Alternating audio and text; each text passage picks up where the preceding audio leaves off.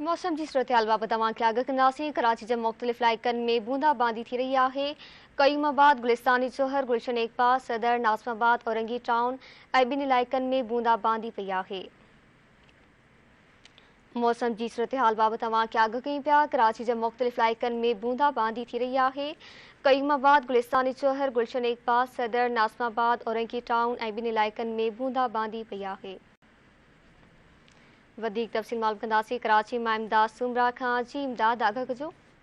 जी बिल्कुल मारवी, कुछ देर अॻु कराची के मुख़्तलिफ़ इलाइक़नि गुलिस्तान जोहर, गुलशन इकबाल, शहरा फैसल, नाज़िमाबाद में केतिरनि ई इलाइक़नि में सुबुह सां हल्की बूंदाबांदी पई आहे। हल्की बूंदाबांदी खां पोइ मौसम जेका आहे उहा पिणु वणंदड़ थी वई आहे। जॾहिं त हिन वक़्तु बि कराची जे मुख़्तलिफ़ इलाइक़नि में हल्की बूंदाबांदी जारी आहे ऐं कारा ककर जेके बि उहे छांयल आहिनि। जी मेहरबानी इमदाद सुमरा, आगाह करण लाइ। नासिक कराची मां वाक़ आगाह कयूं पिया। कराची जे मुख़्तलिफ़ इलाइक़नि में बूंदाबांदी थी रही है। क़यूमाबाद, गुलिस्तानी चौहर, गुलशन इकबाल, सदर, नाज़िमाबाद, औरंगी टाउन ऐं ॿिनि इलाइक़नि में बूंदाबांदी थी रही है।